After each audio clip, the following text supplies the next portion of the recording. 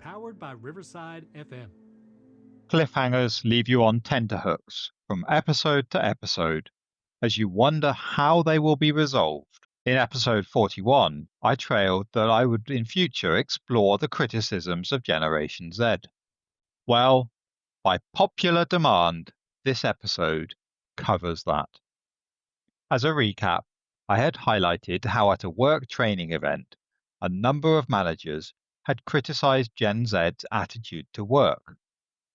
In particular, they said that Gen Z had a sense of entitlement, which led them to be selective about what they did and didn't do at work. This allegation, raised at the training event, was not the first time that I had heard this criticism. It is part of a broader trend. Indeed, there's wider evidence of higher dismissal rates for Gen Z, with some managers citing issues such as lack of initiative, lack of effort, and lack of professionalism. This raises the question of, are Gen Z lazy? In effect, are they doing the bare minimum at work? Are they, in some senses, shirking? Fortunately, economics has a model for this, as it often does.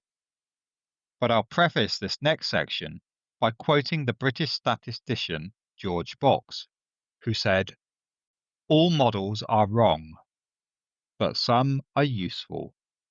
This is a good way to think about models. No model can capture every nuance of the real world, but a well-constructed model can still provide valuable insights and may even give some predictive power, even if it's not a definitive prediction of what will happen. I think it's best to treat models as usefully identifying factors that will have particular impacts, and especially the direction of those impacts.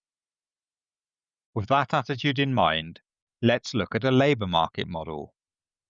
The model we're going to look at was formulated by an economist and is called Shapiro's shirking model. It is part of a broader family of models known as the efficiency wages models, which seek to try and explain the persistence of unemployment. Shapiro's shirking model was formulated as a general economic model, but I actually think it's better suited for industries where both the inputs and outputs are not specifically defined. You'll see this better when I come to the monitoring part of the model. But for now, let me talk you through it and give you the basic ingredients. In essence, it postulates that employees work, but they only do so in exchange for a wage or salary. Working takes effort, which employees don't like. I'm sure that's part of the model that we can all agree with. Employees who put in more effort are more productive, and those who don't put in as much effort are less productive. The employer expects employees to be as productive as possible and to put in effort. If an employer was to find that an employee wasn't putting in effort, they may consider dismissing them. However, the employer's ability to monitor employee effort is not perfect. They cannot always tell how hard their employees are working. Those are the ingredients of the model. Now, how does it fit together? Well, think about it as a decision for an employee. Their decision, once they have the job, is how much effort should they put in. If they choose to put in effort, they will receive the wage, but they will incur the cost of the effort they've expended. If they don't put in effort, which Shapiro called shirking, then there is a risk that the employer will notice and will fire them. If they're fired, they will only be able to fall back either on an alternative, potentially less well-paying job, or perhaps on some form of welfare payment. Alternatively, they may be lucky, and the employer may not spot their shirking, in which case they receive the wage, but they get the benefit of not having to put in the full effort. This type of setup has parallels to other economic models. Indeed, there are some similarities to the model explored in episode 1 on grey crime, in terms of balancing reward, punishment, and the probability of detection.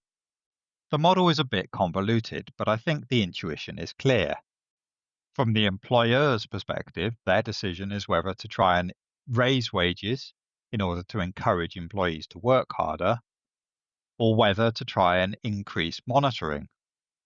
Alternatively, from the employee's perspective, their decision, as just explained, is about how much effort to put in.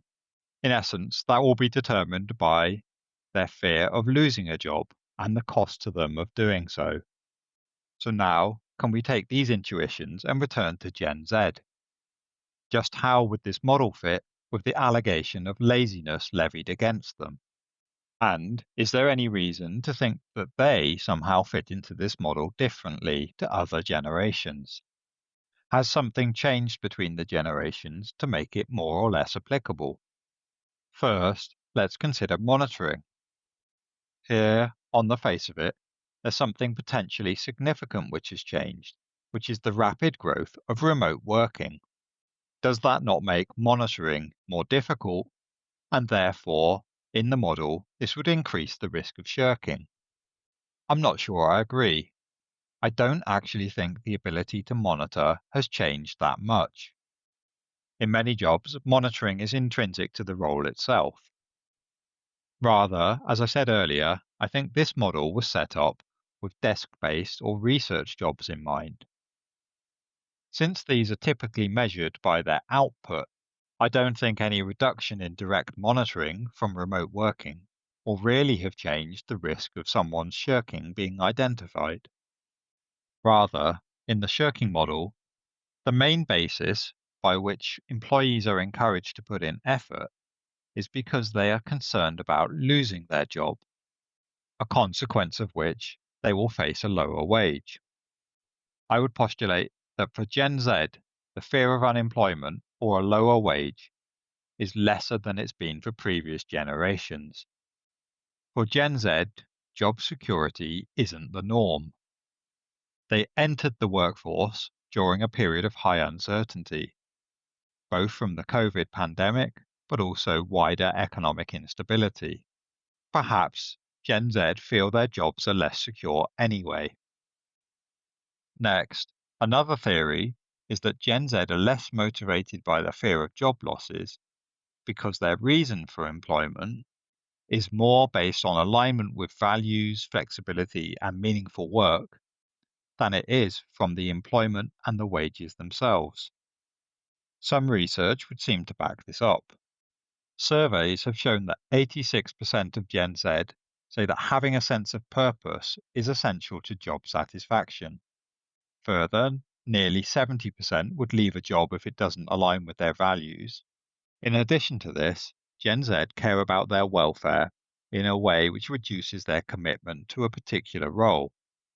77% of Gen Z employees say a company's support for mental health is a key factor in choosing where to work.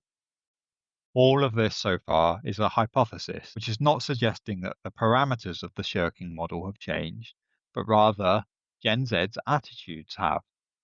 This accords with my experience. Gen Z typically have more of an attitude of a flexible labour market, where they expect to lose and change jobs regularly. This is in sharp contrast to a number of baby boomer colleagues of mine, two of whom I work with have recently completed 40 years of service in the same company.